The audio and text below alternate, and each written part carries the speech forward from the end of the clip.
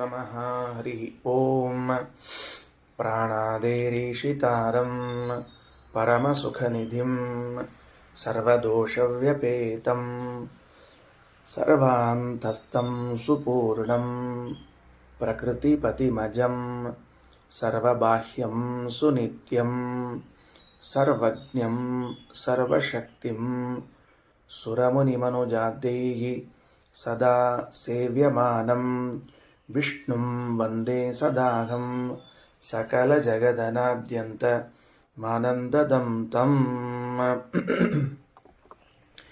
ಶ್ರೀ ಗುರುಭ್ಯೋ ನಮಃ.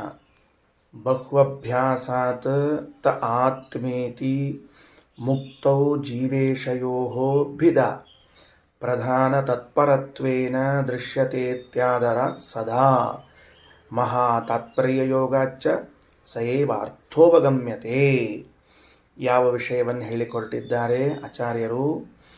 ಬ್ರಹ್ಮತರ್ಕವೆಂಬ ಗ್ರಂಥದ ಆಧಾರದಿಂದ ವೇದವ್ಯಾಸದೇವರು ಬ್ರಹ್ಮತರ್ಕವನ್ನು ರಚನೆ ಮಾಡಿಕೊಟ್ಟಿದ್ದಾರೆ. ಮೊದಲಿಗೆ ನರನಾರಾಯಣ ರೂಪಿ ನಾರಾಯಣ ಇದ್ದಾನಲ್ಲ, ಬದರಿನಾರಾಯಣ, ಆ ಬದರಿನಾರಾಯಣ ಬ್ರಹ್ಮತರ್ಕವನ್ನು ಬರೆದಿದ್ದು. ಅದನ್ನು ಸಂಕ್ಷೇಪಗೊಳಿಸಿ ಮತ್ತೆ ಬ್ರಹ್ಮತರ್ಕವನ್ನು ಇನ್ನೊಂದು ಬಾರಿ ರಿರೈಟ್ ಮಾಡಿದವರು ವೇದವ್ಯಾಸದೇವರು. ಆ ವೇದವ್ಯಾಸದೇವರು ಶ್ರೀಮದಾಚಾರ್ಯರು ಬದರಿಗೆ ಹೋದಾಗ ಬ್ರಹ್ಮತರ್ಕದ ಒಂದು ಪ್ರತಿಯನ್ನು ಕೊಟ್ಟು ಕಳಿಸಿದರು. ಆ ಬ್ರಹ್ಮತರ್ಕವನ್ನು ಇಟ್ಟುಕೊಂಡು ಆಚಾರ್ಯರು ಈ ಬೃಹದಾರಣ್ಯಕ ಮೊದಲಾದ ಎಲ್ಲ ಗ್ರಂಥಗಳ ವ್ಯಾಖ್ಯಾನವನ್ನು ಮಾಡ್ತಾ ಇದ್ದಾರೆ. ಏನಂತಾರ? ಏಷತೆ ಆತ್ಮ ಸರ್ವಾಂತರಃ ಎಂಬ ಪದ ಬಂದಿದೆ, ವಾಕ್ಯ ಬಂದಿದೆ. ನಿನ್ನೆ ದಿವಸ ಕೊನೆಯಲ್ಲಿ ಈ ಮಾತನ್ನು ವಿಸ್ತಾರ ಮಾಡಿ ಹೇಳಿತ್ತು. ಏಷತೆ ಆತ್ಮ ಸರ್ವಾಂತರಃ ಎಂಬುದು ಅನೇಕ ಬಾರಿ ಉಚ್ಚರಿಸಲ್ಪಟ್ಟದ್ದರಿಂದ ಅದನ್ನು ಅಭ್ಯಾಸವೆಂದು ಕರೆಯಲಾಗುತ್ತದೆ. ಅಭ್ಯಾಸವು ವೇದಕ್ಕೆ ಯಾವ ವಿಷಯದಲ್ಲಿ ಅಭಿಪ್ರಾಯವಿದೆ, ತಾತ್ಪರ್ಯವಿದೆ ಎಂಬುದನ್ನು ತಿಳಿಸುತ್ತದೆ. ನಿನಗೆ ಸ್ವಾಮಿಯಾಗಿದ್ದಾನೆ, ಸರ್ವಶಕ್ತನಾಗಿದ್ದಾನೆ ಎನ್ನುವುದನ್ನು ಅನೇಕ ಬಾರಿ ಹೇಳಿತು. ಅದರ ಅರ್ಥ ನೀನು ಅವನು ಬೇರೆ ಬೇರೆ, ನೀನು ಬೇರೆ ಅವನು ಬೇರೆ. ಇಲ್ಲದೆ ಹೋದರೆ ಈ ಅಭಿಪ್ರಾಯ ಶ್ರುತಿಗೆ ಹೇಳುವುದು ಇದ್ದಿದ್ದಿಲ್ಲ ಅಂತ ಆದರೆ ಒಂದೇ ಬಾರಿ ಹೇಳಿದ್ರೂ ಸಾಕಾಗಿರ್ತಿತ್ತು. ಏಷತೆ ಆತ್ಮ ಸರ್ವಾಂತರಃ, ನಿನ್ನ ಸ್ವಾಮಿ ಸರ್ವಸಮರ್ಥಪ್ಪ ಅಂತ ಇಷ್ಟು ಹೇಳಿದ್ರೂ ಹೇಳಬೇಕಾದ ವಿಷಯ ಮುಗಿತಿತ್ತು. ಆದರೆ ಅಭ್ಯಾಸ ಮಾಡಿದ್ದು ಯಾಕೆ? ಜೀವಬ್ರಹ್ಮರ ಭೇದದಲ್ಲಿ ತಾತ್ಪರ್ಯ ಇದೆ. ಮಹಾ ತಾತ್ಪರ್ಯ ಯೋಗಾಚ್ಚ ಅಂದರೆ ಶ್ರುತಿಗೆ ತಾತ್ಪರ್ಯ ಇದೆ ಅಂತ ಅಷ್ಟೇ ಅರ್ಥ ಅಲ್ಲ, ಸಮಗ್ರ ಶಾಸ್ತ್ರಕ್ಕೂ ಇದೇ ವಿಷಯದಲ್ಲಿ ತಾತ್ಪರ್ಯವಿದೆ. ಇವತ್ತಿನ ಪಾಠ ಪ್ರಾರಂಭ ಆಯಿತು. ವಾಕ್ಯವನ್ನು ಕೂತ್ ಬರ್ರಿ, ಬೆರಳಿಟ್ಕೊಳ್ರಿ. ಬಹ್ವಭ್ಯಾಸಾತ್ ತೇ ಆತ್ಮೇತಿ ಮುಕ್ತೌ ಜೀವೇಶಯೋರ್ಭಿದ. ಕೇವಲ ಸಂಸಾರದಲ್ಲ, ಮೋಕ್ಷದಲ್ಲೂ ಜೀವಬ್ರಹ್ಮರ ಭೇದ ಇದೆ ಎನ್ನುವುದೇ ಪ್ರಧಾನ ತತ್ಪರತ್ವೇನ, ಪ್ರಧಾನವಾಗಿ ತಾತ್ಪರ್ಯ ಅಲ್ಲದ. ಅದಕ್ಕೆ ಅತ್ಯಾದರ ಸದಾ, ಯಾವಾಗಲೂ ಆದರದಿಂದ ಇದನ್ನೇ ಹೇಳುತ್ತದೆ ಶ್ರುತಿಯು, ಜೀವಬ್ರಹ್ಮರ ಭೇದವನ್ನೇ ಹೇಳುತ್ತದೆ. ಇದು ಕೇವಲ ಬೃಹದಾರಣ್ಯಕ್ಕೆ ಸಂಬಂಧಪಟ್ಟದ್ದು ಅಂತ ತಿಳಿಬೇಡ್ರಿ. ಮಹಾತಾತ್ಪರ್ಯ ಯೋಗಾಚ್ಚ, ಸಕಲ ಶ್ರುತಿ ಸ್ಮೃತಿಗಳಿಗೂ ಕೂಡ ಮಹಾತಾತ್ಪರ್ಯ ಎಲ್ಲಿದೆ ಅಂದರೆ ಜೀವಬ್ರಹ್ಮರ ಭೇದವನ್ನು ಹೇಳುವುದರಲ್ಲಿಯೇ ಇದೆ. ಇದರ ಶ್ರೀಮದಾಚಾರ್ಯರು ತಗೊಂಡು ಬಂದರು. ಇದರ ಹಿಂದೆ ಆಚಾರ್ಯರು ಹೀಗೆ ಹೇಳುವಾಗ ಯುಕ್ತಿಗಳು ಪ್ರಮಾಣಗಳು ಏನು ಕೆಲಸ ಮಾಡುತ್ತವೆ ಅಂತ ಗಮನಿಸಬೇಕು ನಾವೀಗ. ಏನು ಮಾಡಿದ್ರು ಶ್ರೀಮದಾಚಾರ್ಯರು? ಮೊದಲು ಬೃಹದಾರಣ್ಯಕದಲ್ಲಿನ ಉಶಸ್ತ ಬ್ರಾಹ್ಮಣದಲ್ಲಿ ಬಂದ ಏಷತೆ ಆತ್ಮ ಸರ್ವಾಂತರಃ ಎಂಬುದು ಅಭ್ಯಾಸಗೊಂಡದ್ದರಿಂದ ಜೀವ ಹಾಗೂ ಬ್ರಹ್ಮರ ಭೇದವು ಸಾಂಸಾರಿಕವಾದದ್ದು, ಮೌಕ್ತಿಕವಾದದ್ದು ಅಂತ ಸಮರ್ಥನೆ ಮಾಡಿದರು. ಮುಕ್ತಿಯಲ್ಲೂ ಉಂಟು, ಸಂಸಾರದಲ್ಲೂ ಉಂಟು ಅಂತ. ಯಾಕೆ ಹಾಗೆ ಹೇಳಬೇಕು ಅಂದರೆ ಅದ್ವೈತ ದರ್ಶನದಲ್ಲಿ ಸಾಂಸಾರಿಕ ಭೇದವಿದ್ದರೂ ಮೌಕ್ತಿಕ ಭೇದ ಇಲ್ಲ. ಮುಕ್ತ್ಯವಸ್ಥೆಯಲ್ಲಿ ಭೇದವನ್ನು ಅಂಗೀಕಾರ ಮಾಡುವುದಿಲ್ಲ.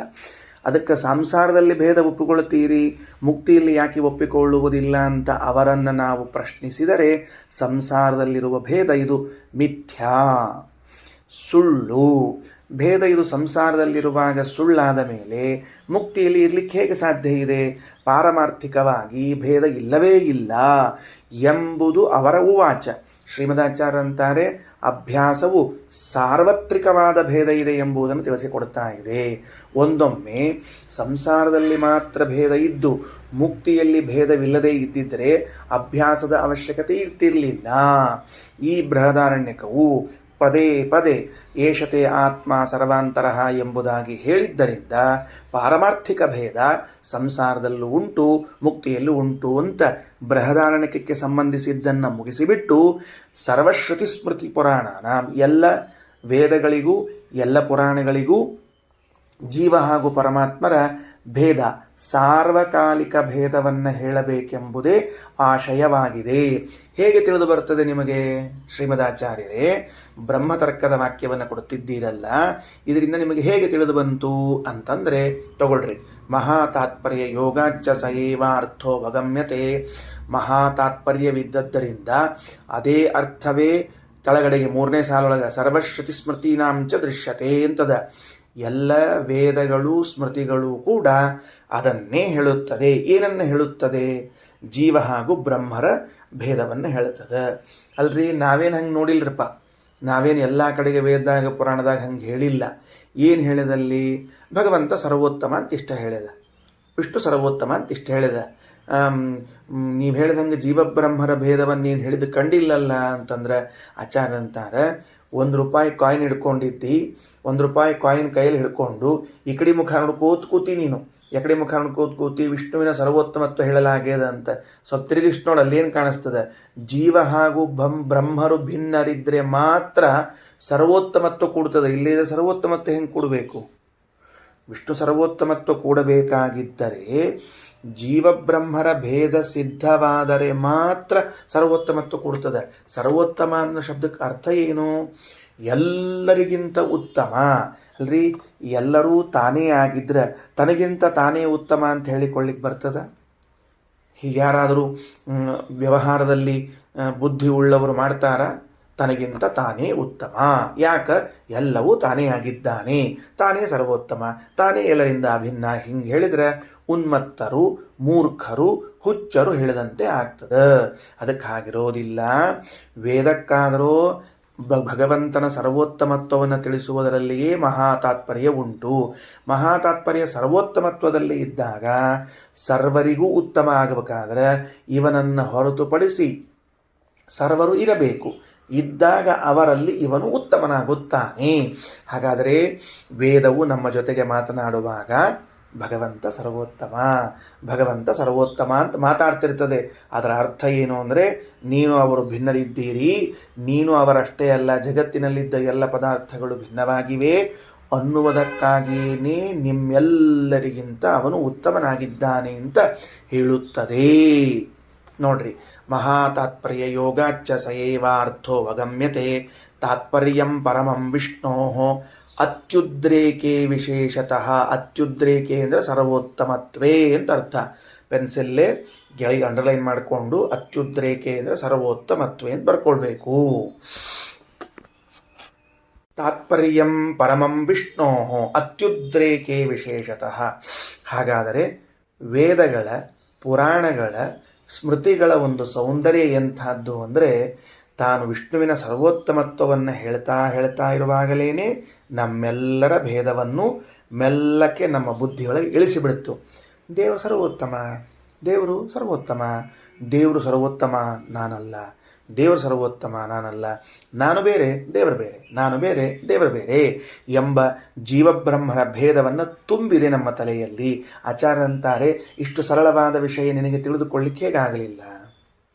ಜೀವಬ್ರಹ್ಮರ ಭೇದವೇ ಸರ್ವಶಾಸ್ತ್ರಗಳ ಅಭಿಪ್ರಾಯವಾಗಿದೆ ಎಂಬುದು ವಿಷ್ಣು ಸರ್ವೋತ್ತಮತ್ವವನ್ನು ಹೇಳುವಾಗಲೇ ಹೇಳಿ ಆಯಿತಲ್ಲ, ನಿನಗ್ಯಾಕೆ ತಿಳಿಯಲಿಲ್ಲ ಇದು ಅಂತ ಬ್ರಹ್ಮತರ್ಕದ ವಾಕ್ಯವನ್ನು ಇದನ್ನು ಕೊಟ್ಟವರು ಯಾರು?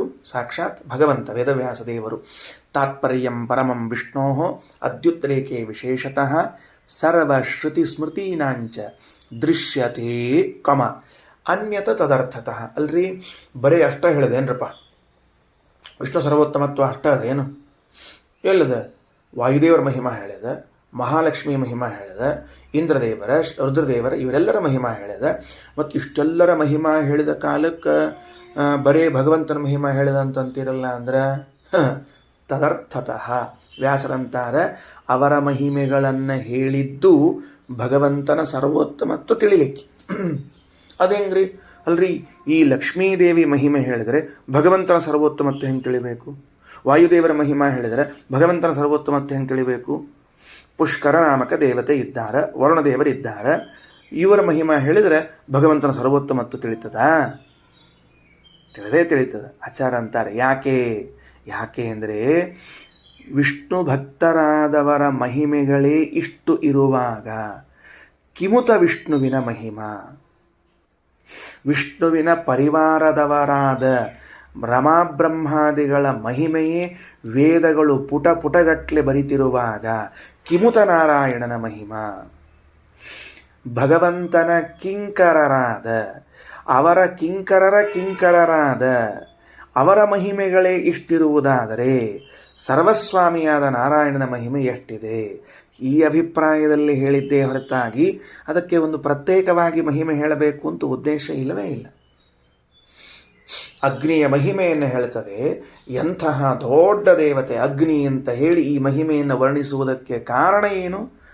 ಭಗವಂತನ ದಾಸರಿಗೆ ಈ ಮಹಿಮಾ ಇದ್ರೆ ಸ್ವಾಮಿಯ ಮಹಿಮೆ ಏನು? ಹೀಗೆ ಕೈಮುತ್ಯವನ್ನು ತಿಳಿದುಕೊಳ್ಳಿಕ್ಕೆ ಹೇಳಿದ್ದು. ಅನ್ಯತ್ತದರ್ಥತಃ ನೋಡ್ರಿ, ಈ ಬ್ರಹ್ಮತರ್ಕದ ವಾಕ್ಯಗಳು ನಮಗೆ ಸಹಾಯಕ್ಕೆ ಬರದೇ ಹೋದರೆ ನಾವು ವೇದಗಳನ್ನು ಎಷ್ಟು ವಿಪರೀತವಾಗಿ ಅರ್ಥ ಮಾಡಿಕೊಳ್ಳುತ್ತೇವೆ. ಒಬ್ಬ ವಿದ್ವಾಂಸರ ಬಳಿ, ಒಬ್ಬ ಗುರುಗಳ ಬಳಿ ಅಧ್ಯಯನ ಮಾಡಿದ ವಿದ್ಯಾರ್ಥಿ ತಾನೊಂದು ವಿದ್ಯಾಪೀಠವನ್ನು ತೆಗೆದ. ಅವನಲ್ಲೊಬ್ಬ ವಿದ್ಯಾರ್ಥಿ ಅಧ್ಯಯನ ಮಾಡಿ ಪರೀಕ್ಷೆಯನ್ನು ನಭೂತೋನ ಭವಿಷ್ಯತಿ ಕೊಟ್ಟ. ಆಗ ಏನು ಹೇಳ್ತಿರ್ತಾರೆ? ಯಾರಲ್ಲಿ ಅಧ್ಯಯನ ಮಾಡಿದ ವಿದ್ಯಾರ್ಥಿಗೆ ನಭೂತೋನ ಭವಿಷ್ಯತಿ ಎನ್ನುವ ಪರೀಕ್ಷೆಯನ್ನು ಕೊಟ್ಟದ್ದಾದರೆ ಆ ಪರಮಗುರುಗಳ ವಿದ್ಯಾ ವೈಭವವನ್ನು ಏನು ಹೇಳಬೇಕು ಅಂತ ಕೇಳೋದಿಲ್ವ ನಾವು? ಇದನ್ನೇ ಹೇಳ್ತದೆ ವೇದ. ಎಷ್ಟು ಚಂದ ಇದೆ ನೋಡ್ರಿ ವೇದದ ಸ್ಟೈಲ್, ವೇದದ ಕ್ರಮ ಎಷ್ಟು ಚಂದದ. ಇದನ್ನು ತಿಳಿಸಿಕೊಟ್ಟವರು ವೇದವ್ಯಾಸದೇವರು ಎಷ್ಟು ದೊಡ್ಡವರಿದ್ದಾರೆ. ಅದನ್ನು ನಮ್ಮವರೆಗೆ ಮುಟ್ಟಿಸಿದ ಮಹಾನುಭಾವರು ಶ್ರೀಮದಾಚಾರ್ಯರು. ಸರ್ವಶ್ರುತಿ ಸ್ಮೃತೀನಾಂಚ ದೃಶ್ಯತೆ ಅನ್ಯತ್ತದರ್ಥತಃ ಸಚ ಜೀವೇಶಯೋರ್ಭೇದೆ. ಆ ಸರ್ವೋದ್ರೇಕ ಅಂತ ಮುಂದಕ್ಕೆ ಸಹ ಅಂಬೋದು ಸರ್ವೋದ್ರೇಕ ಅಂಬೋದು ಕನ್ವೆ ಮಾಡ್ಕೊಳ್ಬೇಕು. ಜೀವೇಶಯೋರ್ಭೇದೆ ಸತ್ತೇವ, ಜೀವಬ್ರಹ್ಮರ ಭೇದವು ವಾಸ್ತವವಾದರೆ ಇದ್ದದ್ದು ಅಂತಾದರೆ ಸರ್ವೋದ್ರೇಕೋ ಯುಜ್ಯತೆ, ಆ ಸರ್ವಜೀವೋತ್ತಮತ್ವ ಹೊಂದುತ್ತದೆ. ವಿಷ್ಣುವಿನ ಸರ್ವೋತ್ತಮತ್ವ ಹೊಂದುವುದು ಆ ವಾಕ್ಯ ಹೆಂಗನ್ವೇ ಮಾಡ್ಕೋಬೇಕ್ರಪ್ಪ? ಬೆಳ್ಳಿಡ್ರಿ. ಜೀವೇಶಯೋರ್ಭೇದೆ ಸತಿ, ಜೀವಬ್ರಹ್ಮರ ಮಧ್ಯದಲ್ಲಿನ ಭೇದವು ಇದ್ದರೆ ಸರ್ವೋದ್ರೇಕ, ಆ ಸರ್ವೋತ್ತಮತ್ವವು ಯುಜ್ಯತೆ ಹೊಂದುತ್ತದೆ, ಇಲ್ಲೇನು ಹೊಂದೋದಿಲ್ಲ. ಇನ್ನು ಬಹ್ವಭ್ಯಾಸ ತೇ ಆತ್ಮೇತಿ ಶ್ರುತೌ ಆದರತಸ್ತತಃ, ಆದ್ದರಿಂದ ಬಹಳ ಅಭ್ಯಾಸ ಇದೆ. ತೇ ಆತ್ಮೇತಿ ಶ್ರುತಿ ಆದರತಃ, ಮಹಾ ಆದರ, ಮಹಾಪ್ರೇಮ, ಮಹಾವಿಶ್ವಾಸ, ಮಹಾಭಕ್ತಿಪೂರ್ವಕವಾಗಿ ವೇದವು ಜೀವಬ್ರಹ್ಮರ ಭೇದವನ್ನು ಹೇಳಿತು. ಸರಿ, ಇಷ್ಟು ನಿಂತೀಗ ಇದನ್ನು ಏನು ಮಾಡಿದ್ರಿ ನೀವು? ಗಟ್ಟೆ ಕುಟ್ಟಿ ಕುಟ್ಟಿ ಕುಟ್ಟಿ ಹೇಳಿಬಿಟ್ರಿ. ಯಾಕೆ? ತೇ ಆತ್ಮ, ನಿನ್ನ ಆತ್ಮ, ನಿನ್ನ ಸ್ವಾಮಿ, ನಿನ್ನ ಸ್ವಾಮಿ, ನಿನ್ನ ಸ್ವಾಮಿ ಅಂತ ತಿಳ್ಕೊಂಡು ಹೇಳಿ ಯಾವಾಗ ಕೂಡ್ತದೆ ಇದು? ಭೇದ ಇದ್ದಾಗ ಅಂತಾಯ್ತು. ಓಕೆನಾ? ಭೇದ ಇದ್ದಾಗ ಅಂತ. ಸರಿ, ಹಾಗಾದರೆ ತೇ ಆತ್ಮ ಅಂತನ್ನುವಲ್ಲಿ ಭೇದ ಇದ್ದಾಗ ಮಾತ್ರ ಈ ವಾಕ್ಯವನ್ನು ಹೊಂದಿಸಬಹುದು ಅಂತ ಹೇಳಿದರೆ ಇಷ್ಟೊತ್ತು ನೀವು ಅದೇ ತಾನೇ ಮಾಡಿದ್ದು. ಅದರ ಅಭಿಪ್ರಾಯ ಏನಿದೆ ಅಂತ ತಿಳ್ಕೊಂಡು ಹೇಳಿದ್ದದೇ ಅಲ್ವಾ ನೀವು? ಕಹೋಳ ಉಶಸ್ತ ಯಾರು ಅಂತ ತಿಳ್ಕೊಂಡಿದ್ದಿ? ನಿನ್ನ ಸ್ವಾಮಿ.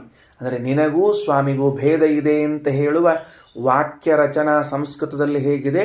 ಷಷ್ಠಿ ವಿಭಕ್ತಿಯಿಂದ ಕೂಡಿದ ಪದ ತೇ, ಪ್ರಥಮ ವಿಭಕ್ತ್ಯಂತವಾದ ಪದ ಆತ್ಮ. ಹಾಗಾದರೆ ಷಷ್ಠಿ ವಿಭಕ್ತ್ಯಂತವಾದ ಪದವು ಮೊದಲಿಗೆ ಬಂದು ಅನಂತರದಲ್ಲಿ ಆತ್ಮ ಪದ ಬಂದಾಗ ಭೇದವು ಸಿದ್ಧವಾಯಿತು ಅಂತ ತೋರಿಸಿಕೊಟ್ರಿ ನೀವು ಇಷ್ಟೊತ್ತು. ಹೌದೋ ಅಲ್ಲೋ?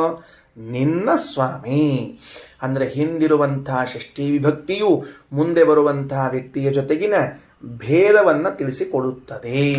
ಉದಾಹರಣೆಗೆ ಏನು? ಉದಾಹರಣೆಗೆ ಮಮ ಪುತ್ರ ಅಂತ ಶಬ್ದ ಇದೆ, ಅಥವಾ ಮಮ ಧನಂ ಅಂತ ಇದೆ. ಮೇ ಪುಸ್ತಕಂ. ಇಲ್ಲೆಲ್ಲ ಕಡೆಗೆ ಏನು ಅರ್ಥ ಬರ್ತದೆ ಅಂತ ನೀವೇ ಬಾಯಲ್ಲಿ ಹೇಳಿಕೊಂಡು ನೋಡ್ಕೊಳ್ರಿ. ಮೇ ಪುಸ್ತಕಂ, ನನ್ನ ಪುಸ್ತಕ, ನನ್ನ ಪುಸ್ತಕ. ಮೇ ಧನಂ, ನನ್ನ ದುಡ್ಡು. ಮಮ ಪತ್ನಿ, ನನ್ನ ಪತ್ನಿಗೂ ಭೇದ.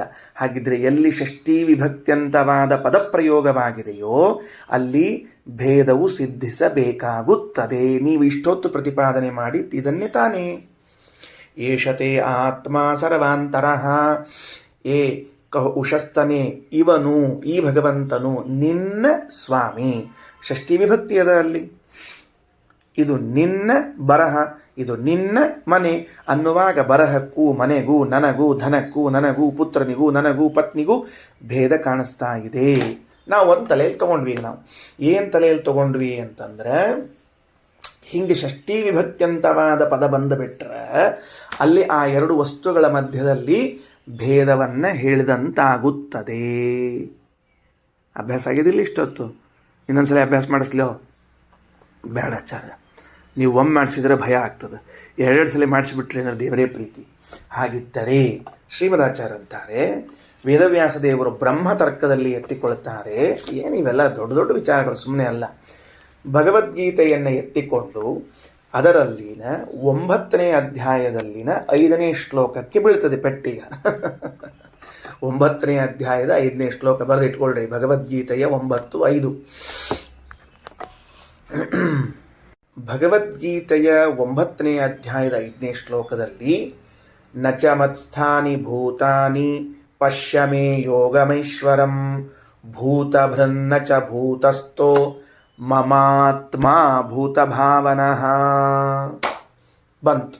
ನೀವು ಹೇಳಿದ ಎಲ್ಲ ವಿನ್ಯಾಸಗಳು ಉಂಟು. ನೀವು ಹೆಂಗೆ ಏಷತೆ ಆತ್ಮ ಅಂದಿದ್ದೀರಿ, ಹಂಗೆ ಕೃಷ್ಣ ಮಮಾತ್ಮ ಭೂತಭಾವನಃ ಅಂತ ಹೇಳಿದ್ದಾನೆ. ಬರ್ಕೊಳ್ತೀರಾ ಒಂಚೂರು ಚೆಂದಾಗಿ ವಾಕ್ಯವನ್ನು? ಎಲ್ಲಿ ಹೆಂಗೆ ಬರ್ಕೋಬೇಕು? ನಿನ್ನೆ ಏಷತೆ ಆತ್ಮ ಸರ್ವಾಂತರ ಅಂತ ಬರ್ಕೊಂಡಿರ್ಲೋ ಅಲ್ಲೇ ಕೆಳಗಡೆಗೆ ಮಮಾತ್ಮ ಭೂತಭಾವನಃ ಅಂತದ.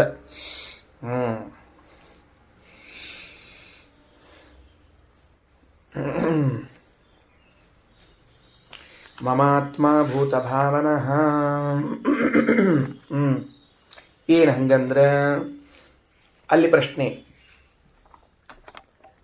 ನಚ ಮತ್ಸ್ಥಾನಿ ಭೂತಾನಿ ಪಶ್ಯ ಮೇ ಯೋಗಮೈಶ್ವರಂ ಭೂತಭೃನ್ನ ಚ ಭೂತಸ್ಥಃ ಮಮಾತ್ಮ ಭೂತಭಾವನಃ. ಕೃಷ್ಣ ತನ್ನ ಮಹಿಮೆಯನ್ನು ಹೇಳ್ತಾ ಬಂದಿದ್ದಾನೆ ಅರ್ಜುನನಿಗೆ 9ನೇ ಅಧ್ಯಾಯದ ಪ್ರಾರಂಭದಲ್ಲಿ. ಇದಂತು ತೇ ಗುಹ್ಯತಮಂ ಪ್ರವಕ್ಷ್ಯಾಮ್ಯನಸೂಯವೇ.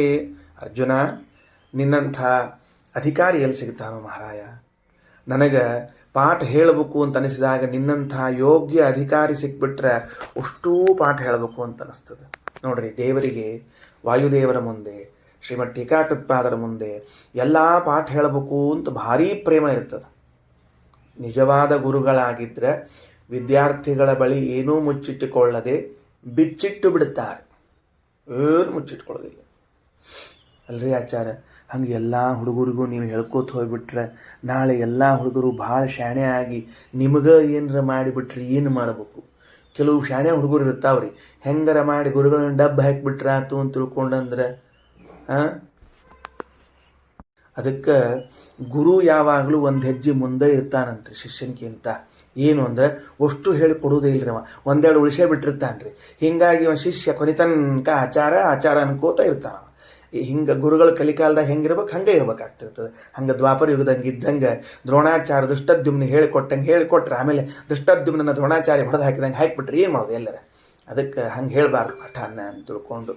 ಅದಕ್ಕಂದ್ರು ಗುರುಗಳು ಯಾಕೆ ಶಿಷ್ಯರಿಗೆ ಬಿಚ್ಚು ಮನಸ್ಸಿನಿಂದ ಪಾಠ ಮಾಡುತ್ತಾರೆ? ನಮ್ಮ ಗುರುಗಳು ಮುಂಡ್ರಿಗೆ ರಂಗನಾಥಾಚಾರ್ಯರು ಒಂದನ್ನೂ ಇಟ್ಟುಕೊಳ್ಳದೆ ಮನಸ್ಸಿನಲ್ಲಿ ಎಲ್ಲವನ್ನ ಪಾಠ ಮಾಡಿದರು. ಇವತ್ತಿಗೂ ಕ್ಷಣ ಕ್ಷಣಕ್ಕೂ ನೆನೆಸುವುದು ನಮ್ಮ ಗುರುಗಳನ್ನು ನಾನು. ಯಾಕೆ ಅಂದರೆ ನನ್ನನ್ನು ಎಲ್ಲೋ ಇದ್ದವನನ್ನು ತಂದು ಇಲ್ಲಿ ಕೂಡಿಸಿದ್ದು ನಮ್ಮ ಗುರುಗಳ ಪಾಠ. ಯಾಕೆ ಹಂಗೆ ಮಾಡಿದರು? ಅದಕ್ಕೆ ಹೇಳ್ತಾರೆ, ಒಂದು ಋಣ ಇದೆ ನಮ್ಮ ಮೇಲೆ, ಎಲ್ಲರ ಮೇಲೆ. ಋಷಿಗಳ ಋಣ ತೀರಬೇಕಾಗಿದ್ದರೆ ನಾವು ಎಲ್ಲ ಪಾಠವನ್ನು ಹೇಳಿ ಶಿಷ್ಯರಿಗೆ ನಾವು ಋಣದಿಂದ ಮುಕ್ತರಾಗಬೇಕು. ತಂದೆ ತಾಯಿಗಳ ಋಣದಿಂದ ಶ್ರಾದ್ದ ಮಾಡಿದಾಗ ಮುಕ್ತರಾಗುವುದಾದರೆ ಮತ್ತು ಋಷಿಗಳ ಋಣದಿಂದ ಯಾವಾಗ ಮುಕ್ತರಾಗಬೇಕು? ಪಾಠ ಹೇಳಿ ಶಿಷ್ಯನನ್ನು ತಯಾರಿ ಮಾಡಿಸಿದಾಗ ಮಾತ್ರ ಆ ಋಣ ತೀರ್ತದ, ಇಲ್ಲದಿದ್ರೆ ತೀರೋದಿಲ್ಲ. ಸರಿ, ಏನಾಯ್ತು? ಕೃಷ್ಣ ಅಂತಾನೆ, ನಿನ್ನಂಥ ಒಬ್ಬ ವಿದ್ಯಾರ್ಥಿ ಬೇಕಾಗಿತ್ತಪ್ಪ. ಎಂತಹ ಯೋಗ್ಯ ವಿದ್ಯಾರ್ಥಿ ಇದ್ದಿ ಗೊತ್ತೇನೋ? ಇದಂತೆ ಗುಹ್ಯತಮಂ ಪ್ರವಕ್ಷ್ಯಾಮ್ಯನಸೂಯವೇ ಜ್ಞಾನಂ ವಿಜ್ಞಾನ ಸಹಿತಂ. ನನಗೆ ಜ್ಞಾನ ವಿಜ್ಞಾನ ಸಹಿತವಾದ ಪಾಠ ಹೇಳ್ತೀನಿ ಅಂತ ಪ್ರಾರಂಭ ಮಾಡಿ ಮುಂದಿನ ವಾಕ್ಯಗಳಿಗೆ ಬಂದಾಗ, ಭೂತಭ್ರನ್ನ ಚ ಭೂತಸ್ಥೋ ಮಮಾತ್ಮ ಭೂತಭಾವನಃ ಅಂತ ಹೇಳಿದ. ಮಮ ಆತ್ಮ ಭೂತಭಾವನಃ, 3 ಪದ. ಮಮ ಆತ್ಮ ಭೂತಭಾವನಃ. ಇಲ್ಲಿ ಹೆಂಗದ ನೋಡ್ರಿ, ತೇ ಆತ್ಮ ಸರ್ವಾಂತರಃ, ತೇ ಆತ್ಮ ಸರ್ವಾಂತರಃ, ಮಮ ಆತ್ಮ ಭೂತಭಾವನಃ. ಇಲ್ಲೇನು ಮಾಡ್ತೀರಿ? ಹಾಗಾದರೆ ಇಲ್ಲೂ ಕೂಡ ಭೇದವನ್ನು ಹೇಳ್ತೀರಾ? ಯಾಕೆ ಅಂದರೆ ಆ ಶಬ್ದದ ಅರ್ಥ ಏನದ ಅಲ್ಲಿ? ಮಮ ನನ್ನ, ಆತ್ಮ ದೇಹವೂ. ಆತ್ಮ ಶಬ್ದಕ್ಕೆ ಅರ್ಥ ಏನು? ದೇಹವೂ. ಭೂತಭಾವನಃ ಸೃಷ್ಟಿಯನ್ನ ಮಾಡುತ್ತದೆ. ಭೂತ ಅಂದರೆ ಚೇತನರು, ಅವರೆಲ್ಲರನ್ನು ಭಾವನಾ ಅಂದರೆ ಉತ್ಪಾದನಾ. ಈ ಎಲ್ಲ ಜೀವರಾಶಿಗಳನ್ನು ಹುಟ್ಟಿಸುತ್ತದೆ ನನ್ನ ದೇಹ ಅಂತ ಹೇಳಿಬಿಟ್ಟ ಕೃಷ್ಣ. ಬರ್ಕೊಂಡಿಟ್ಕೊಳ್ರಿ, ಮಮಾತ್ಮ ಭೂತಭಾವನಃ ಎಂಬ ಶಬ್ದಕ್ಕೆ ಈ ನನ್ನ ದೇಹವು ಜಗತ್ತಿನ ಸೃಷ್ಟಿಯನ್ನ ಮಾಡುತ್ತದೆ. ಮಾ ಭೂತಭಾವನಃ ಅಂದ್ರೆ ನನ್ನ ದೇಹವು ಜಗತ್ತಿನ ಸೃಷ್ಟಿಯನ್ನ ಮಾಡ್ತದ. ಸರಿ, ಈಗ ನೀವು ಇಷ್ಟೊತ್ತು ಹೇಳಿದ್ರಲ್ಲ ವಾಕ್ಯಾರ್ಥವನ್ನ, ಸ್ವಲ್ಪ ಇಲ್ಲಿ ಅಪ್ಲೈ ಮಾಡಿ ತೋರಿಸ್ರಿ. ತೇ ಆತ್ಮ ನಿನ್ನ ಸ್ವಾಮಿ ಅನ್ನಬೇಕಾದ್ರೆ ಷಷ್ಠಿ ವಿಭಕ್ತ್ಯಂತವಾದ ಪದವು ಇದ್ದದ್ದರಿಂದ ನಿನಗೂ ಆ ಆತ್ಮನಿಗೂ ಭೇದವಿದೆ ಅಂತ ಹೇಳಿದಂತೆ ಮಮಾತ್ಮ ಭೂತಭಾವನಃ ಅಂತನ್ನುವಲ್ಲಿ ಭಗವಂತನಿಗೂ ಭಗವಂತನ ದೇಹಕ್ಕೂ ಭೇದ ಇದೆ ಅಂತ ಹೇಳ್ರಿ. ಹೇಳಿದ್ರಲ್ಲ, ಇಷ್ಟೊತ್ತು ಹೇಳಿದ್ರಲ್ಲ ನೀವು. ಎಷ್ಟು ಗಟ್ಟಿಯಾಗಿ ಕುಟ್ಟಿದ್ರಿ ಟೇಬಲ್ಲು, ಒಂದು ಕಾಲು ಮುರಿದು ಹೋಗ್ತಿತ್ತು ಟೇಬಲ್ದಷ್ಟೇ, ಅಷ್ಟು ಕುಟ್ಟಿದ್ದೀರಿ ನೀವೆಲ್ಲ. ಇವಾಗ ಹೇಳ್ರಿ, ಇವಾಗ ಮಮಾತ್ಮ ಭೂತಭಾವನಃ ಅಂತನ್ನುವಲ್ಲಿ, ಓ ಅರ್ಜುನ, ನನ್ನ ದೇಹ ಜಗತ್ ಸೃಷ್ಟಿ ಮಾಡ್ತದೆ. ಅಪ್ಪ, ನಿನ್ನ ದೇಹ ಜಗತ್ ಸೃಷ್ಟಿ ಮಾಡಿದ್ರೆ ನಮಗೆ ತಕರಾರಿಲ್ಲ. ನನ್ನ ದೇಹ ಅಂದಿಯಲ್ಲ, ಷಷ್ಠಿ ವಿಭಕ್ತಿ ಬಂತಲ್ಲ. ಏಷತೆ ಆತ್ಮ ಅಂತನ್ನುವಲ್ಲಿ ಷಷ್ಠಿ ವಿಭಕ್ತಿ ಅಂತವಾದದ್ದಕ್ಕೆ ಜೀವಬ್ರಹ್ಮರ ಭೇದ ಹೇಳಿದಂತೆ, ಹಾಗಾದರೆ ನಿನಗೂ ನಿನ್ನ ದೇಹಕ್ಕೂ ಭೇದ ಹೇಳ್ರಿ. ಯಾರ್ಯಾರು ಕಲ್ಪನೆ ಮಾಡಿಕೊಳ್ಳದ ಅಕಲ್ಪನೀಯವಾದ ವಾಕ್ಯಾರ್ಥವನ್ನು ತಂದಿರ್ತಾರೆ ವೇದವ್ಯಾಸದೇವರು. ಆ ಕಲ್ಪನೀಯ ಯಾಕೆ? ಬ್ರಹ್ಮತರ್ಕ ಬರೆದವರು ಅವರೇ, ಗೀತಾ ಬರೆದವರು ಅವರೇ, ಎರಡೂ ಅವ್ರ ತಲೆಯಲ್ಲವ. ಹಂಗಾರೆ ಹೆಂಗೆ ವ್ಯವಸ್ಥೆ ಮಾಡಬೇಕು ಅಂತಂದರೆ ತಗೋ ಅಂತಾರೆ. ನೋಡು, ಮಮಾತ್ಮೀತಿ ವಚೋ ಯತ್ರ ವಿಷ್ಣೋರಪಿ ಚ ದೃಶ್ಯತೆ. ತಗೊಂಡ್ರೆ ಸಿಕ್ಕಿದೆ ವಾಕ್ಯ. ಮಮಾತ್ಮೀತಿ ವಚೋ ಯತ್ರ, ಯತ್ರ ಎಲ್ಲಿ, ಮಮ ಆತ್ಮ ಇತಿ ವಚಃ ಯಾವ ಗ್ರಂಥಗಳಲ್ಲಿ ನನ್ನ ಆತ್ಮವು ಎಂಬ ವಾಕ್ಯ ಇದೆಯೋ, ಎಲ್ಲದ ಭಗವದ್ಗೀತೆಯ 9ನೇ ಅಧ್ಯಾಯದಲ್ಲಿ ರಘುತ್ತಮ ಸ್ವಾಮಿಗಳು ತೋರಿಸಿಕೊಟ್ಟಿದ್ದಾರೆ ಭಾವಬೋಧಲದನ್ನ. ಯಾರ ವಿಷಯದಲ್ಲಿ? ವಿಷ್ಣೋರಪಿ ಚ ದೃಶ್ಯತೆ, ಭಗವಂತನ ವಿಷಯದಲ್ಲೂ ಕಾಣುತ್ತದೆ, ಭಗವಂತನ ವಿಷಯದಲ್ಲೂ ಕಾಣುತ್ತದೆ. ಹಂಗಾರೆ ಅಲ್ಲೇನು ಮಾಡೋದು ಅಂದ್ರೆ, ಅಲ್ಲ, ದೇಹಸ್ಯಾಪಿ ಸ್ವರೂಪತ್ವ ಜ್ಞಾಪನಂ ತತ್ಪ್ರಯೋಜನಂ, ಅಲ್ಲಿ ಭೇದವನ್ನು ತಿಳಿಸುವ ಪ್ರಯೋಜನ ಇಲ್ಲ. ಮತ್ತೇನು ಹೇಳಬೇಕಾಗಿದೆ? ನನ್ನ ದೇಹವು ನಾನೇ ಆಗಿದ್ದೇನೆ ಎಂಬುವ ಅಭಿಪ್ರಾಯದಲ್ಲಿ ಅಲ್ಲಿ ಹೇಳಲಾಗಿದ್ದು. ಏನಂಗಂದ್ರೆ ಅರ್ಥ ಆಗಲಿಲ್ವೇ? ನನಗೂ ನಾನಿದ್ದೇನೆ, ಇವತ್ತು ನೀವಿದ್ದೀರಿ, ಲೋಕದಲ್ಲಿ ಒಬ್ಬ ಇದ್ದಾನೆ ವ್ಯಕ್ತಿ, ದೇವದತ್ತ, ಚೈತ್ರ, ಯಜ್ಞದತ್ತ, ಮೈತ್ರ, ಇನ್ಯಾರ್ಯಾರೋ ಲೋಕದಲ್ಲಿದ್ದಾರ, ಅವರಿಗೂ ಅವರ ದೇಹಕ್ಕೂ ಭೇದ ಉಂಟು. ಭಗವಂತನಿಗೂ ಭಗವಂತನ ದೇಹಕ್ಕೂ ಭೇದವಿಲ್ಲ ಎಂಬುದಾಗಿ ತಿಳಿಸುವುದು ಆ ಷಷ್ಠಿ ವಿಭಕ್ತಿಯ ಅರ್ಥ. ಈ ಷಷ್ಠಿ ವಿಭಕ್ತಿಯ ಅರ್ಥ ನಿನಗೂ ದೇವರಿಗೂ ಭೇದ ಇದೆ ಎಂಬುದು ತಿಳಿಸುವುದಕ್ಕಾಗಿ ಇತ್ತು. ಏನ ಅಜಗಜಾಂತರ. ಹೆಂಗ್ರಿ ಆಚಾರ? ಒಂಚೂರು ಬಿಡಿಸಿರ್ ನೋಡಂತ, ದಯಮಾಡಿ ಒಂದು ಸ್ವಲ್ಪ ಬಿಡಿಸಿರ್ ನೋಡಂತ. ಅದಕ್ಕೆ ಶ್ರೀಮದಾಚಾರ್ಯ ಅಂತಾರೆ, ಅಪ್ಪ ನಿನಗೂ ನಿನ್ನ ದೇಹಕ್ಕೂ ಭೇದ ಅದ ಅಂತನ್ನೋದನ್ನ ಒಂಚೂರು ತೋರಿಸು ನೋಡಂತ. ಸಿಂಪಲ್ ಅದರಿ ಆಚಾರ. ಏನು, ನೀವು ಸತ್ತ ಮೇಲೆ ದೇಹ ಇಲ್ಲ ಬಿದ್ದಿರ್ತದೆ, ಅವ ಅಷ್ಟಲ್ಲಿ ಹೋಗಿರ್ತಾನೆ, ಮತ್ತೊಮ್ಮೆ ಇನ್ನೊಂದು ದೇಹದಾಗ ತೂರ್ಕೊಂಡು ಬರ್ತಾನೆ, ಹೌದಾ? ಅಂದಮೇಲೆ ಏನು ತಿಳಿದು ಬಂತು? ದೇಹಕ್ಕೂ ಇವನಿಗೂ ಏನದ ಭೇದ ಅದ.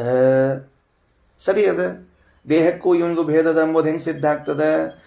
ಒಬ್ಬ ಅವಂಗ ಒಂದು ಅಂಗವಿಕಲವಾಗಿತ್ತು ಅಂತಂದ್ರೆ ನನ್ನ ದೇಹದಲ್ಲಿ ಒಂದು ಭಾಗ ವಿಕಲಾಂಗವಾಗಿದೆ ಅಂತನ ಹೊರತಾಗಿ ನಾನೇ ವಿಕಲಾಂಗನಾಗೀನಿ ಅನ್ನುವುದಿಲ್ಲ.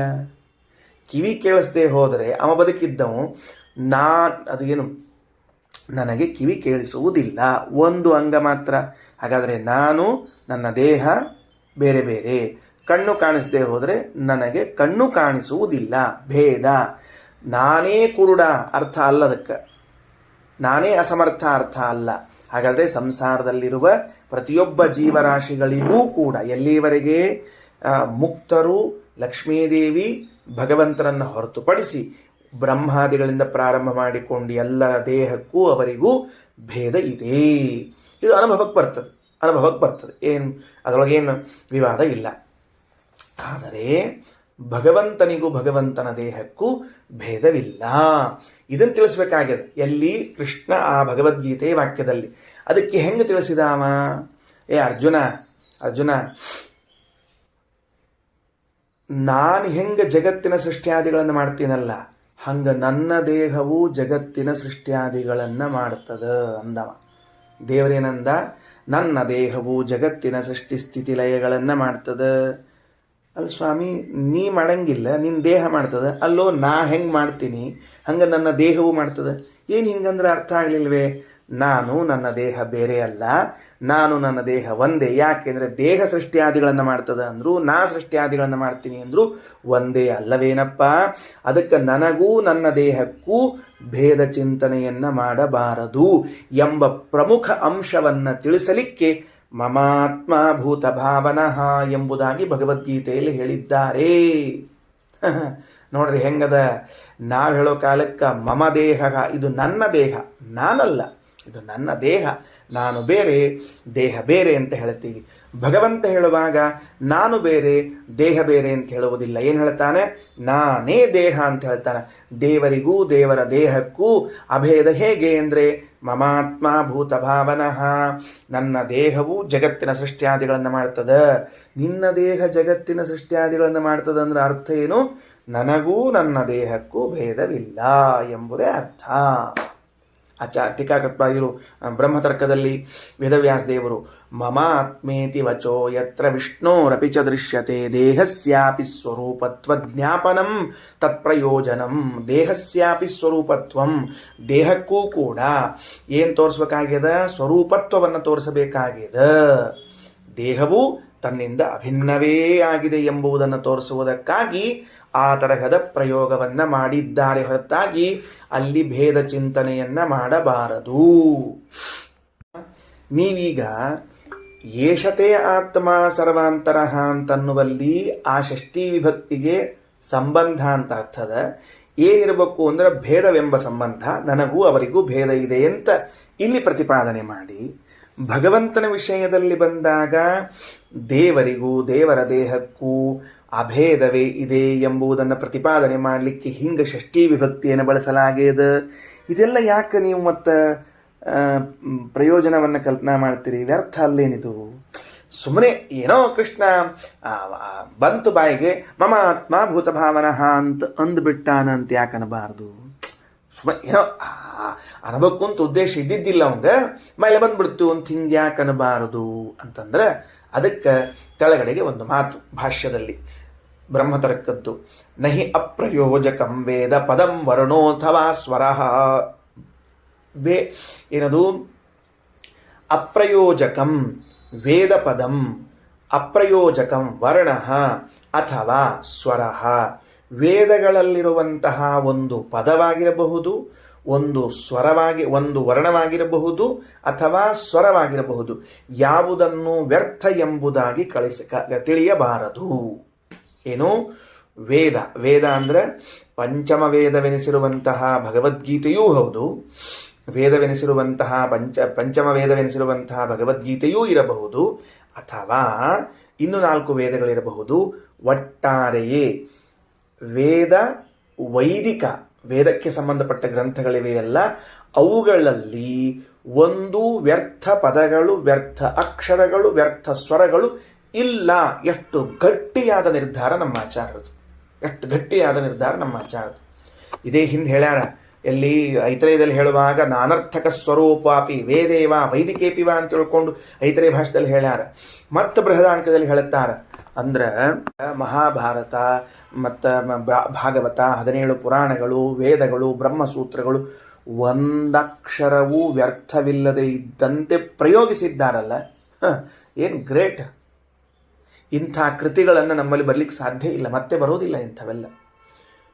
ಶ್ರೀಮದಾಚಾರ್ಯರ ದೃಷ್ಟಿಯಲ್ಲಿ ಗ್ರಂಥಗಳು ಹೇಗೆ ಅಂದರೆ ಅದರಲ್ಲಿರುವ ಒಂದು ಪದ, ವಾಕ್ಯ ಬಿಟ್ಬಿಡ್ರಿ, ಒಂದು ವಾಕ್ಯ, ಒಂದು ಪದ, ಅದರಲ್ಲಿನ ಒಂದಕ್ಷರ, ಅಕಸ್ಮಾತ್ ವೇದದಲ್ಲಿ ಹೇಳ್ತಿದ್ರೆ ಅಗ್ನಿಮೀಳೆ ಸ್ವರ, ಅದು ಕೂಡ ವ್ಯರ್ಥ ಅಲ್ಲ. ಅಲ್ಲೊಂದೇನೋ ಹೇಳೋ ಉದ್ದೇಶ ಅದ. ಆದ್ದರಿಂದ ಕೃಷ್ಣನು ಏವಮೇವ ಹೇಳಾನ ಅಂತ ಅಲ್ಲಿಕ್ಕೆ ಹೋಗ್ಬೇಡ್ರಿ. ಏನೋ ಬಾಯಿಗೆ ಬಂತು ಮಮಾತ್ಮ ಭೂತ ಭಾವನಃ ಅಂತಂದು ಬಿಟ್ಟಾನಂತ ತಿಳ್ಕೋಬೇಡ್ರಿ. ಅಲ್ಲಿ ಹೇಳ್ಬೇಕಾಗಿದೆ ದೇವರಿಗೆ ಏನು ಹೇಳ್ಬೇಕಾಗಿದೆ, ಅವ ದೇವರು ಎಂಥ ಬುದ್ಧಿವಂತ ಅಂತ ಅರ್ಥ ಮಾಡಿಕೊಳ್ಳ್ರಿ. ಲೋಕದಲ್ಲಿ ಯಾವ ಶಬ್ದವನ್ನು ಬಳಸಿದರೆ ಭೇದ ಎಂದು ಅರ್ಥ ತಿಳಿಯುತ್ತದೋ ಆ ಶಬ್ದವನ್ನು ಬಳಸಿ ನನಗೆ ಅಭೇದವಿದೆ ಅಂತ ತಿಳಿಸ್ಲಿಕ್ಕೆ ಹೊರಟಿದ್ದಾನೆ. ಇವರಂಥ ಬುದ್ಧಿವಂತ ಜಗತ್ತಿನಲ್ಲಿ ಎಲ್ಲಿ ಸಿಗ್ತಾನೆ ಹೇಳಿ ನೋಡಂತ. ಇದು ಭಾಷೆಯ ಪ್ರಭುತ್ವ ಅಂತ ಕರೀತಾರೆ ಇದಕ್ಕೆ.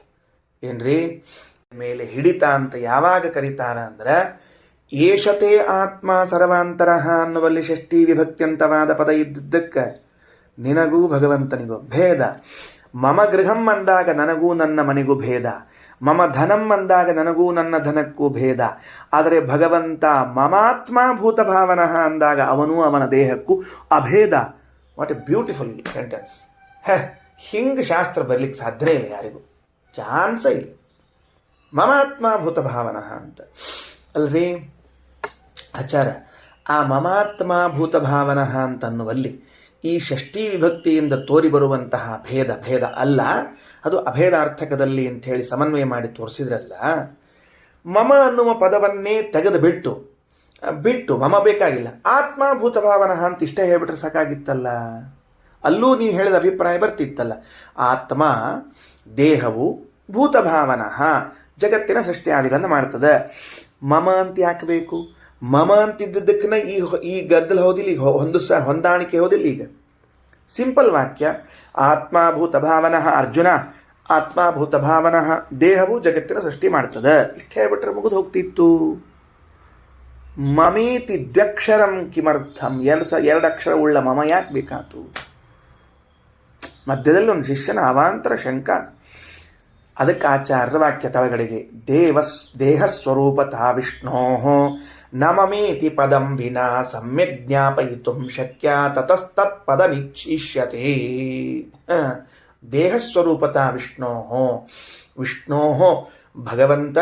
ಭಗವಂತನಿಗೆ ದೇಹಸ್ವರೂಪತ, ಭಗವಂತನೇ ದೇಹನಾಗಿದ್ದಾನೆ ಎಂಬುದನ್ನು ನ ಮಮ ಇತಿ ಪದಂ ವಿನ, ಮಮ ಎನ್ನುವ ಪದವು ಇಲ್ಲದೆ ಹೋದರೆ, ಮಮ ಇತಿ ಪದಂ ವಿನ, ಮಮ ಇತಿ ಪದಂ ವಿನ ನ ಸಮ್ಯಕ್ ಜ್ಞಾಪಯಿತುಂ ಶಕ್ಯ, ತೆಳಗಿನ ಸಾಲು ಸರಿಯಾಗಿ ತಿಳಿಸ್ಲಿಕ್ಕಾಗೋದಿಲ್ಲ.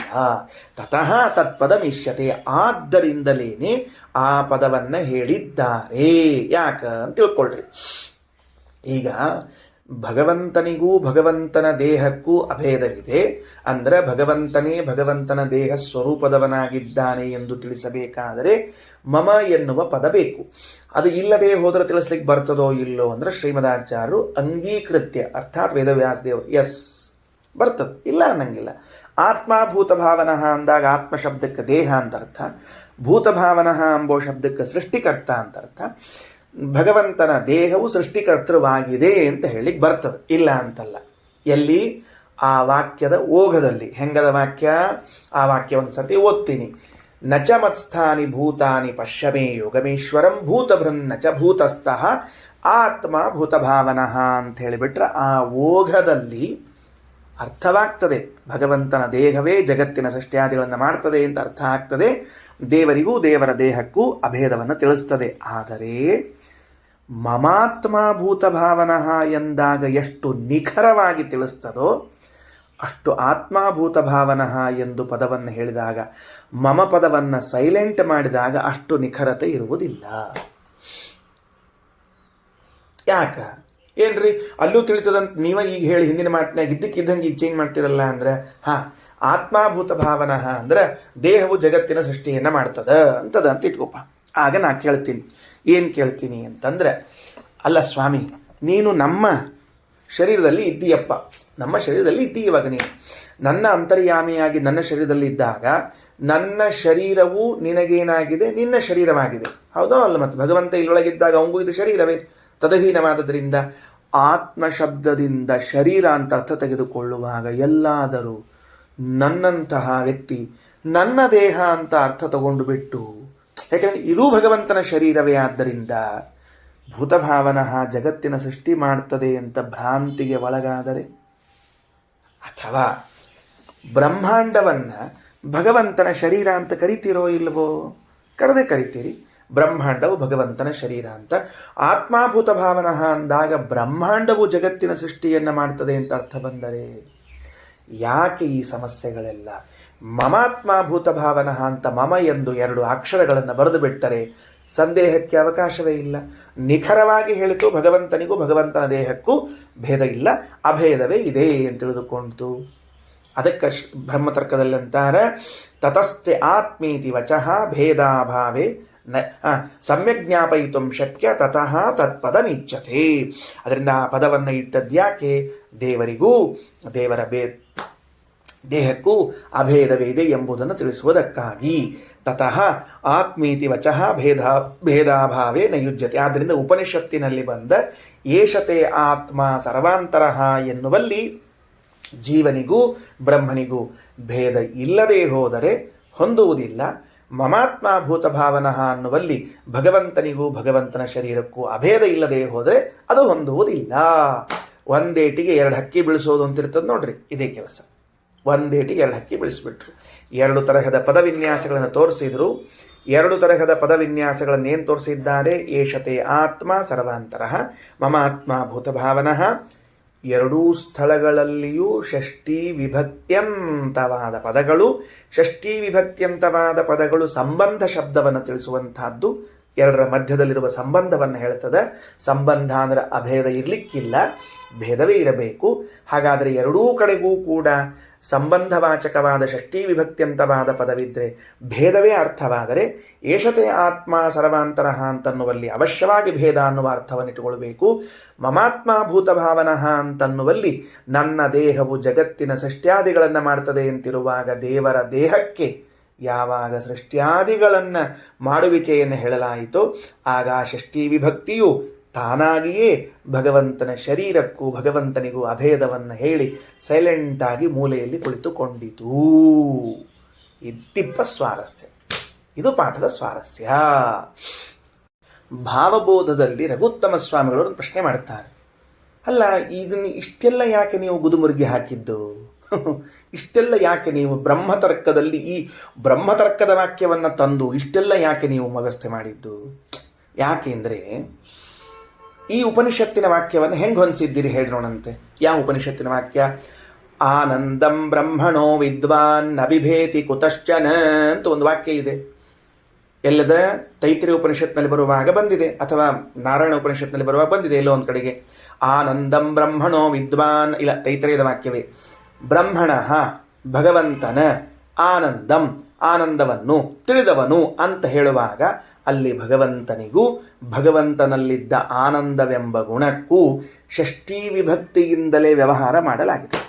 ಆನಂದಂ ಬ್ರಹ್ಮಣ ಅಂತದಲ್ಲಿ ಒಂದು ಕಡೆಗೆ ವೇದ ಹೇಳುವಾಗ ಸತ್ಯಂ ಜ್ಞಾನಮನಂತಂ ಬ್ರಹ್ಮ ವಿಜ್ಞಾನಮಾನಂದಂ ಬ್ರಹ್ಮ, ಭಗವಂತನೇ ಆನಂದ ಅಂತ ಒಂದು ಕಡೆಗೆ ಹೇಳ್ತದೆ. ಏನು ಹೇಳ್ತದೆ?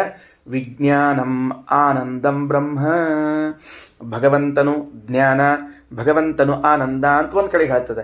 ಇನ್ನೊಂದು ಕಡೆ ಹೇಳುವಾಗ ಆನಂದಂ ಬ್ರಹ್ಮಣೋ ವಿದ್ವಾನ್, ಭಗವಂತನ ಆನಂದ. ಹಿಂದಿನ ವಾಕ್ಯದಲ್ಲಿ ಭಗವಂತನೇ ಆನಂದ, ಮುಂದಿನ ವಾಕ್ಯದಲ್ಲಿ ಭಗವಂತನ ಆನಂದ.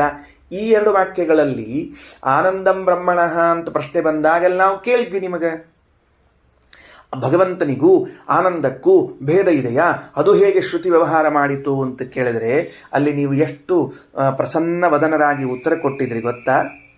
ವಿಶೇಷ ಬಲದಿಂದ ಅಂತ ಉತ್ತರ ಕೊಟ್ಟುಬಿಟ್ಟಿದ್ರಿ ಅಲ್ಲಿ ನೀವು. ಏನು ವಿಶೇಷ ಬಲದಿಂದ ಅಂತ ಕೊಟ್ಟಿದ್ರಿ? ಅಭೇದೇಪಿ ಭೇದ ವ್ಯವಹಾರ ಹೇತು ವಿಶೇಷ. ಎರಡು ಅಭಿನ್ನವಾದ ವಸ್ತುಗಳ ಎರಡಂತಿರಂಗಿಲ್ಲ, ಸುಮ್ಮನೆ ತಿಳಿಸ್ಲಿಕ್ಕೆ. ಎಲ್ಲಿ ನಮಗೆ ಎರಡು ವಸ್ತುಗಳು ಎಂಬುದಾಗಿ ಒಂದು ಭ್ರಾಂತಿ ಉಂಟಾಗುತ್ತೋ, ಒಂದೇ ವಸ್ತು ಇದ್ದಲ್ಲಿ ಅಲ್ಲಿ ಭೇದ ವ್ಯವಹಾರವನ್ನು ಉಂಟು ಮಾಡಿದ್ದು ವಿಶೇಷ. ಭ್ರಾಂತಿಯಲ್ಲ, ಆ ತರಹದ ತೋರುವಿಕೆ ಅಂತ ಇಟ್ಕೊಳ್ರಿ. ಯಾಕಂದ್ರೆ ಹಂಗೆ ವೇದ ಹೇಳಿಕತ್ತದ ಆನಂದಂ ಬ್ರಹ್ಮಣ ಅಂತ ತಿಳ್ಕೊಂಡು. ಹಾಗಾದರೆ ಭಗವಂತನು ಆನಂದದ ಮೂರ್ತಿಯಾಗಿರುವಾಗ ವೇದ ಹೇಳುವಾಗ ಭಗವಂತನ ಆನಂದವೆಂಬುದಾಗಿ ಭಿನ್ನ ಎಂಬುವಂತೆ ವ್ಯವಹರಿಸಿದೆಯಲ್ಲ, ಅಲ್ಲಿ ಹೇಗೆ ಹೊಂದಿಸ್ತೀರಿ ಅಂತ ಕೇಳಿದಾಗ ವಿಶೇಷ ಬಲದಿಂದ ಅಂತ ಹೇಳಿಬಿಟ್ಟಿದ್ರಿ. ಮತ್ತೆ ಇವತ್ತ್ಯಾಕೆ ಈ ಉತ್ತರ ಕೊಡ್ತಿದ್ದೀರಿ? ಮಮಾತ್ಮಭೂತ ಭಾವನಃ ಅಂತನ್ನುವಲ್ಲೂ ಇದೇ ಉತ್ತರವನ್ನು ಹೇಳ್ಬೋದಾಗಿತ್ತಲ್ಲ ನೀವು.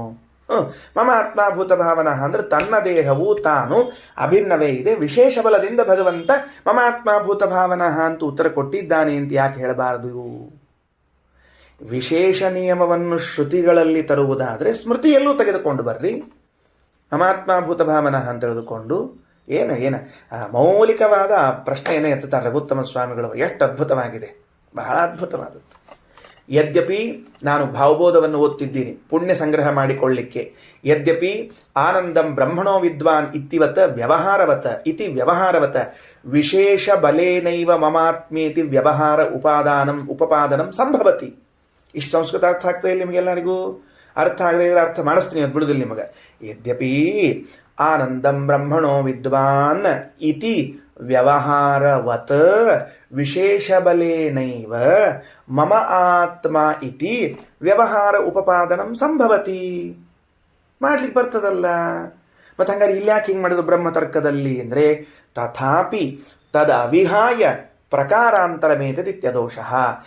ಈಗ ಇಲ್ಲಿ ಮಾಡಿದ್ದು ಅದನ್ನು ಬಿಟ್ಟು ಮಾಡ್ಯಾರ ಅಂತ ತಿಳ್ಕೊಬೇಡ್ರಿ. ಅದು ಒಂದು ರೀತಿಯಿಂದ ಇದ್ದಾಗಲೂ ಇದೊಂದು ರೀತಿಯಿಂದಲೂ ಹೇಳಬಹುದು ಎಂಬ ಅಂಶವನ್ನು ತಿಳಿಸ್ಲಿಕ್ಕೆ ಹೊರಟಿದ್ದಾರೆ.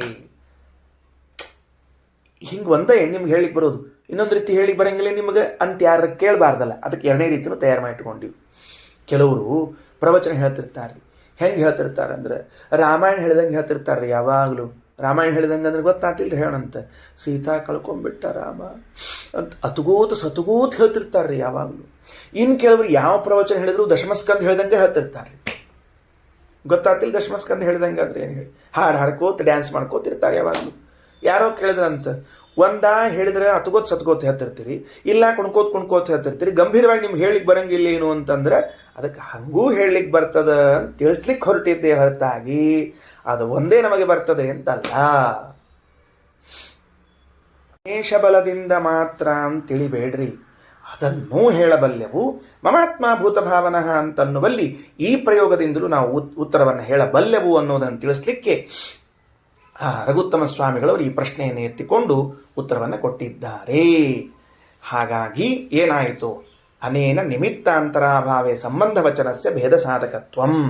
ಯಾವ ಬೇರೆ ಕಾರಣಗಳು ಇದ್ದಿದ್ದಿಲ್ಲ ಅಂದರೆ ಷಷ್ಠೀ ವಿಭಕ್ತ್ಯಂತವಾದ ಪದವು ಸಂಬಂಧವಾಗಿದ್ದಾಗ ಭೇದವನ್ನು ಬೋಧಿಸ್ತದೆ. ಏನೋ ಒಂದು ವಿಶೇಷ ನಿಮಿತ್ತ ಇದ್ದರೆ, ಇಂಥದ್ದು ಭೂತಭಾವನೆ ಇತ್ಯಾದಿ ನಿಮಿತ್ತಗಳಿದ್ದರೆ ಅವೆರಡರ ಮಧ್ಯದಲ್ಲಿ ಅಭೇದವನ್ನೇ ಹೇಳುತ್ತದೆ ಎಂದು ತಿಳಿಯಬೇಕು. ಶ್ರೀಕೃಷ್ಣಾರ್ಪಣಮಸ್ತು.